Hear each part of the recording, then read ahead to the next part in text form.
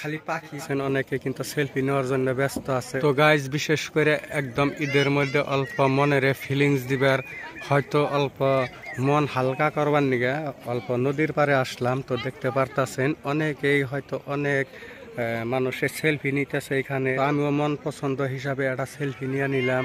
তো অনেকই ফিলিংস হইতা সেলফি নেওয়ার জন্য ব্যস্ত, কারণ একটা ব্যাপার স্যাপার আছে। ঈদ মুবারক।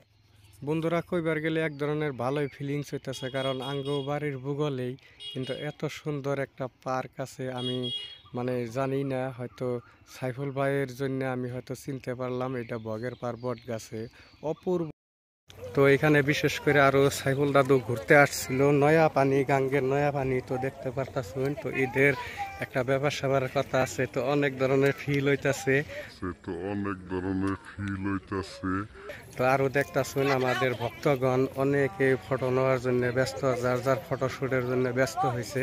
বিশেষ করে এই জায়গায় আর একটা বস্তু কিন্তু খুবই ভালো লাগে, ওই বাঁশগুলা যে দেখতে পারতেছেন, বাঁশগুলা গাছ।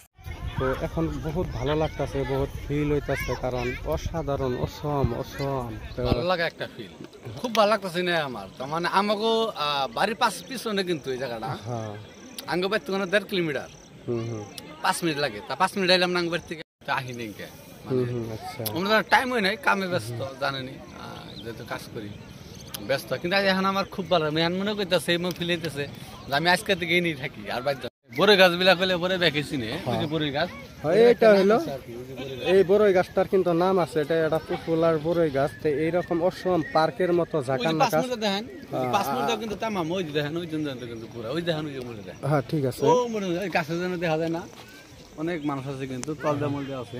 ওয়াও ওয়াও, আমি বাবার বাইরে পাখি তার মানুষ আছে থেকে মেলা মানুষ আছে থেকে পাখি গুলো গেছে কেন অলরেডি। কিন্তু এই যে খোড়া দেখতেছেন, খোড়ার উপর তো বই থাকে বগা বগা পাখি, বগা পাখি না বই থাকে। কিন্তু আজকে মানুষ মেলা দিকে গেছে। পাখি এত ভালো লাগে কে? খাওয়াইলে বস্তু ভালো লাগে, আর বক সবাই ভালো পায়, আমি ভালো পাই।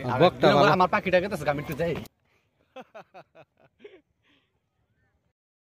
বন্ধুরা এটাই ছিল ঈদের স্পেশালি ব্লগস। তো কেমন লাগলো দেখে কমেন্ট করে জানাবেন। নিশ্চয় আপনার ঈদটা কীভাবে কীরকম কাটলো কমেন্ট বক্সে কমেন্ট করবেন। আর যদি ভিডিওটা ভালো লাগে খাস করে শেয়ার করে দিবেন। ধন্যবাদ।